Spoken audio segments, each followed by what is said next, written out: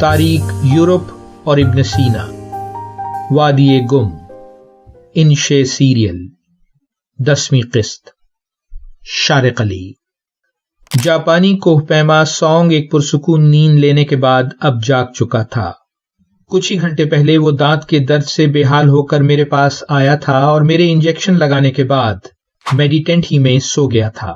اسے گفتگو کے موڈ میں دیکھ کر میں نے ابن سینا کا ذکر چھیڑ دیا، جس کی شبانہ روز محنت نے 1000 صدی عیسوی میں طب کی دنیا میں انقلاب برپا کر دیا تھا، اور جس کی کتاب قانون فی الطب لاطینی میں ترجمے کے بعد اگلے 500 برسوں تک یورپ میں پڑھائی جاتی رہی۔ 800 سے 900 صدی عیسوی وہ زمانہ تھا کہ جس میں یورپ عمومی طور پر زوال پذیر رہا۔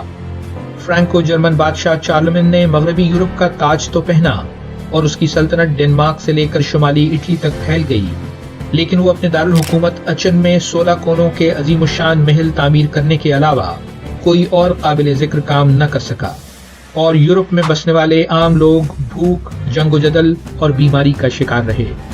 850 سے 1000 صدی عیسوی میں بہتر خوراک اور رہائش کی تلاش میں اسکینڈینیویا سے اٹھنے والے وائکنگ جنگجوؤں نے یورپ کے ساحلی شہروں میں قتل و غارت کا بازار گرم کر دیا، اور بالآخر انگلستان اور فرانس میں مستقل قیام پذیر ہوئے۔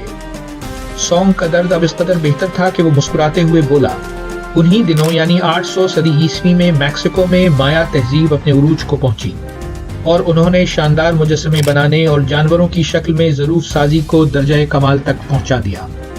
دوسری جانب کمبوڈیا میں 802 صدی عیسوی میں خمر بادشاہوں کے دور حکومت میں پتھر کی بنی مارکت الآرا عبادت گاہیں تعمیر ہوئیں، جن میں بادشاہ خداؤں کی عبادت کی جاتی تھی۔ چین میں 851 صدی عیسوی میں پہلی بار سفید پورسلین کا استعمال شروع ہوا اور دیدہ زیب اور مضبوط برتن بننا شروع ہوئے۔ جاری ہے ویلیو ورسٹی۔